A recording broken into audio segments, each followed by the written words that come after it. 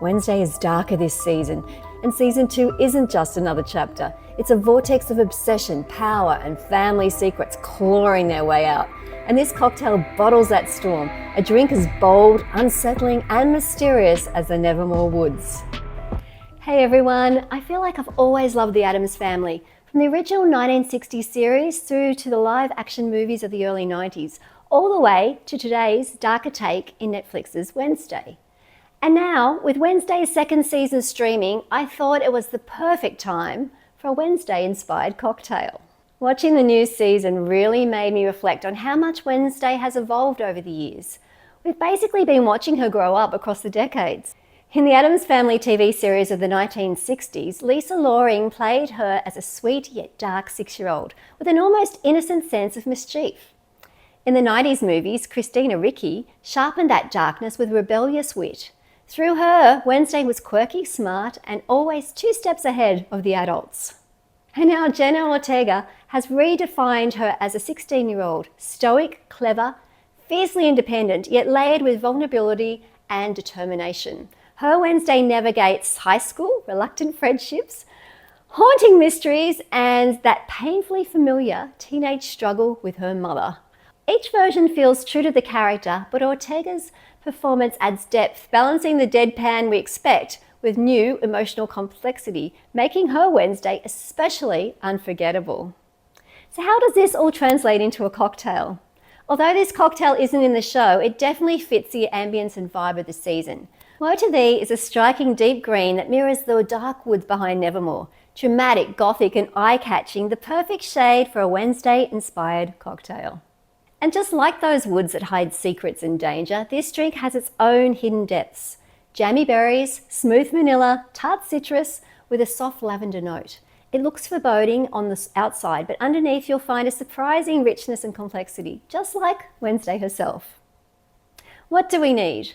We need vanilla vodka, Chambord, blue Curaçao, lavender syrup, but if you don't have it, don't worry, it will be fine. I've drank it without the lavender syrup and it is still a gorgeous drink.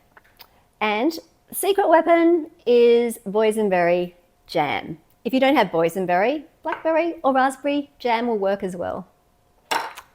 So let's get into it. First, let's juice the lime.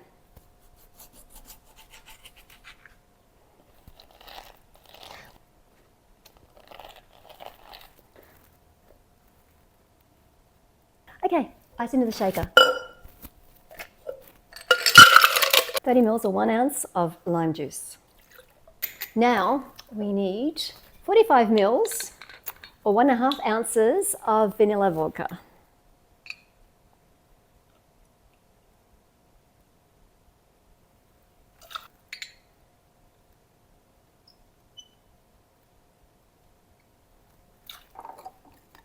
And we need 20 ml, which is 1 tablespoon if it's metric. If it's not metric, if you're in ounces, it would be 1 tablespoon plus a teaspoon of Chambord. So 20 ml into the shaker.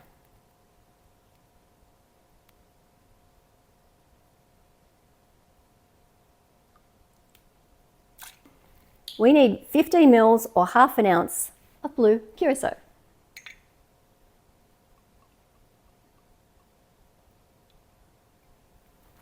And we need 10 ml or 1/3 ounce of lavender syrup. This means 2 teaspoons, 5 ml each teaspoon.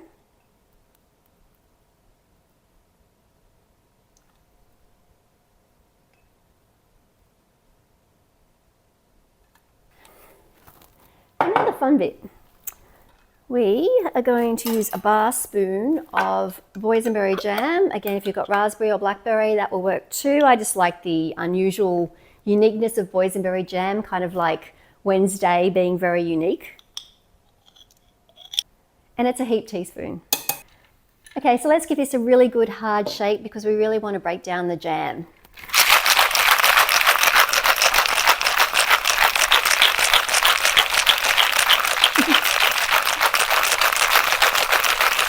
I can feel that getting very cold. And what we're going to do is we're going to double strain this because we want to just not get any of the jam. You might call it preserves. I think jam's fine too. For me, it's jam. Okay, so pre-chilled glass, 5 minutes in the freezer. I mean, 5 minutes in the fridge will be fine too. I'd probably leave it a bit longer, like 10 minutes, but anyway, just because I like my drinks really, really cold. Okay, so to double strain, we've got the Hawthorn strainer. You could use just the top of the shaker if you've got a cobbler shaker with the holes in the lid, and a fine strainer, which you can get these very cheap on Amazon. Also, if you've got a tea strainer, that would work as well. Okay, and pour. I love this color. It's kind of that gorgeous kind of mossy green and very clear. This is a gorgeous mossy green. I just love it. Okay, so to garnish, I'm just going to extract a cherry on a pick, just one cherry.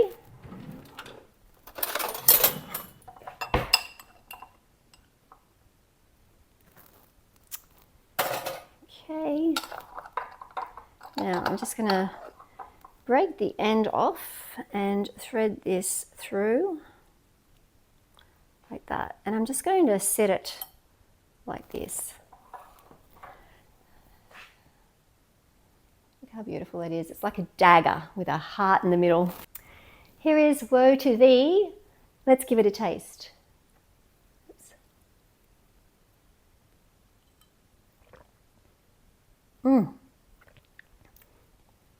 Wow, that is really surprising. It is so good.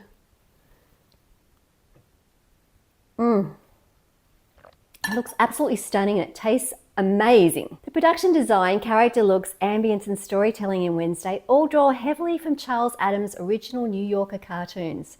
However, in the 1930s comics, none of the family members had names. It wasn't until the 1964 TV show that Gomez, Morticia, Wednesday and everyone else were finally given their identities. The Netflix show carries that legacy forward, layering in new detail while honouring the original. There are also other clear nods to the 1960s series. The principal's office has a stuffed bear, just like the one in the sitcom's living room, and the peacock wicker chair, used to have one of those, guilty, that Morticia adored, is featured in season 1 and 2. Even Wednesday's Aunt Ophelia, Morticia's sister from the old show, is mentioned throughout.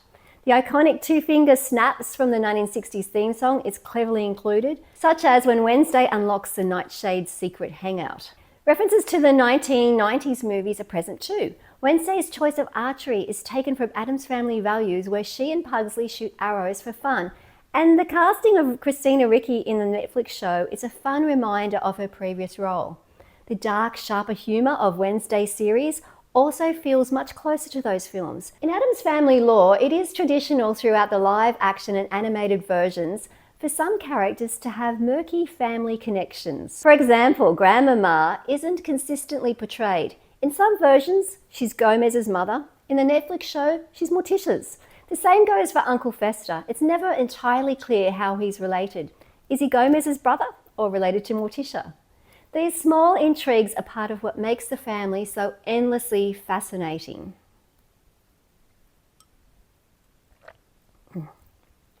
Oh, I love that. I'd love to hear from you. Let me know in the comments which storyline in season 2 surprised you the most. For me, it's Isaac's plotline, who he really is and how his story weaves into the deeper history of the Addams family. Thanks for watching, and I'll see you next time for another cocktail.